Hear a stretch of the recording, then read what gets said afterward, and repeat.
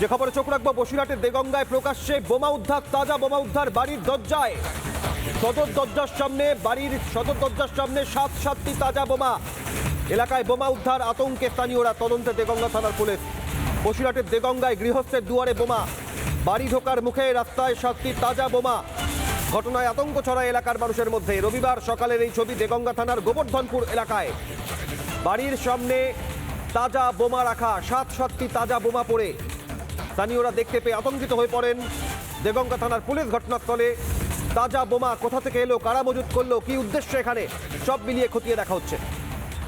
ঢুকিনি বাড়ি এলি যখন? আমি এখান দিয়ে ঢুকেছি, তখন কিছু তখন ছিল না, 12টার পরে দেখি রাত্রি।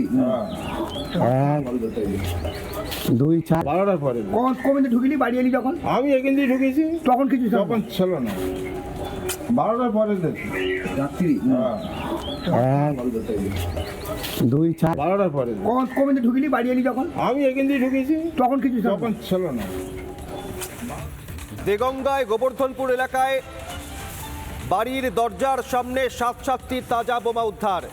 বোমা সাজানো রয়েছে থরে থরে। ঘটনায় আতঙ্ক ছড়ায় এলাকার বাসিন্দাদের মধ্যে। এই ঘটনায় ওই বাড়ির মালিক, প্রতিবেশী, তাদের কি বক্তব্য দেখুন। সামনে বোম আছে, এ দেখতে ও দেখতে 5 জনা দেখেছে, আসা যাওয়া করছে। 7খানা বোম আছে গেটের মুখে, বাথরুমের এসে দেখলাম যে ওখানে বোম আছে, আর জনগণ তো সব এখানে দাঁড়িয়ে আছে। তো বোমগুলো এমনভাবে দিয়েছে যাতে মানুষের বিপদে পড়ে, সেই কারণে এই কাজটা করেছে। আমাদের এই ইলেকশন অবধি আমাদের এই গ্রামটাকে বা এই গোবর্ধনপুর গ্রামটাকে একটা যাতে শান্তিভাবে থাকার জন্য আমি প্রশাসনের কাছে একটা দাবি চাইছি যে এখানে নাইট গার্ড বা অন্য কিছু পুলিশ এসেছিল, পুলিশ এসে বোমগুলো উদ্ধার করলো। বোমগুলো ওনার বাড়ির সরু একটা পথ আছে, ওই পথে পাওয়া গেল।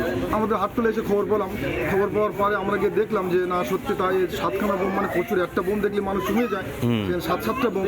এখানে কোনো সিকিউরিটি কিছু নেই।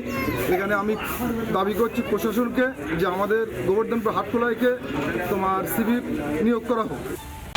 নানা ধরনের কন্টেন্ট দেখার জন্য লাইক করুন, শেয়ার করুন আমাদের ফেসবুক পেজ, সাবস্ক্রাইব করুন আমাদের ইউটিউব চ্যানেল।